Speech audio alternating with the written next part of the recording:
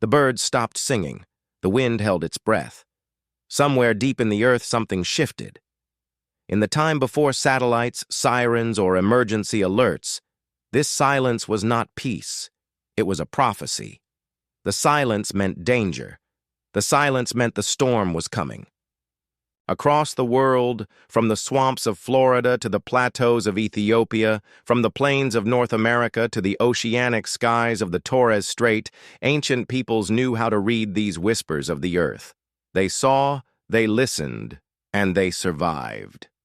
This is the story of the silence before the storm and the people who could hear it. In the afar lowlands of Ethiopia, where the land is cracked and the air smells of salt and fire, a young boy named Bahir walked among the goats. The sky was too bright, the wind too still. The goats huddled rather than wandered. The insects had vanished. The birds that usually chirped at the edge of the acacia trees were gone. His grandmother, Hawa, a woman of few words but endless knowing, came and placed her hand on the dirt. Her fingers curled slightly, her eyes closed. "We move," she said. That night, the tribe packed their lives, tents, grain, children, and followed the path toward higher ground. By morning, a sandstorm devoured the valley they had slept in the night before. Bahir never forgot the silence. It wasn't empty. It was warning. Long before hurricanes had names, the Seminole people moved with the rhythm of the wetlands. In the sticky, green world of Florida's swamps, nature had a voice, a subtle, coded language. The sawgrass bloomed too early. The frogs croaked low and restless. The birds that nested in the mangroves began flying inland. Old Wahi, the medicine woman, watched it all. She walked barefoot through shallow water, fingers trailing across the sawgrass blades. When she saw the wide blooms, months before they should have appeared, she did not hesitate. "They're coming," she said. By nightfall, the tribe had moved inland, reinforcing shelters with palmetto trunks. The wind arrived like a god in the dark. When the white settlers arrived, decades later, many perished in storms they could not see coming. But Wahi's people lived, because they had listened to the birds, because they had honored the grass. The Lakota say the world is alive. Thunder is not just sound. It is the voice of Wakinyan, the thunder beings. Lightning is their path. Rain is their blessing. But before the thunder beings ride, the world becomes still. The birds fall silent. The dogs grow restless. Even the children stop playing. Chaska, a young scout, felt that stillness. He placed his hand on the earth and closed his eyes. The wind had stopped. The heat pressed in. The clouds were too low, too heavy. He rose and ran back to the camp. "North," he said. "The storm rides north."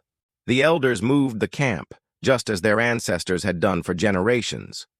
When the storm came, it tore through the grasslands, but it missed them, because Chaska had remembered what stillness means. In the Torres Strait, where the sky meets sea in a shimmer of silver and blue, the islander people read the stars like books. A girl named Marita walked with her grandfather, a star reader. They watched the sky, not just for constellations, but for how the stars shimmered. "Too much twinkle," he said. "The wind is shifting." They watched the frigate birds fly low, their wings tight to their sides. They felt the silence on the beach, no fish breaking the surface, no seabirds diving. By morning, the villagers had pulled the canoes inland and sealed their huts. 3 days later, the storm came and passed. Marita's people had been ready. On a small island off the coast of ancient Japan, the Ainu people believed storms were spirits. They left offerings by the sea. They carved warnings into wood. They told their children that if the crows gathered on the cliffs in the early morning and then suddenly vanished, run. A child named Saki once watched the sky fill with gulls, circling wildly, then disappear.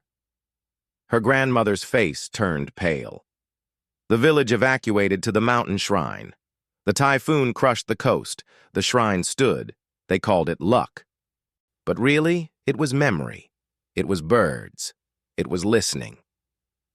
All across the earth, ancient people noticed one thing in common: silence. Before tornadoes, animals flee.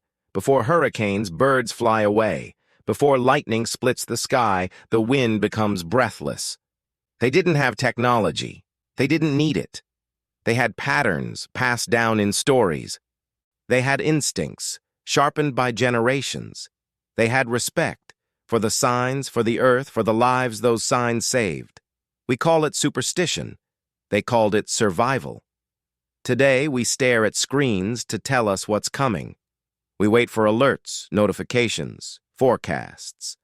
But sometimes the best warning is not a beep on your phone. It's the absence of birdsong. It's the way your dog whines.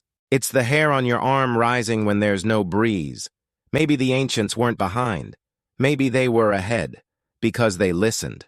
And when the birds fell silent, they moved.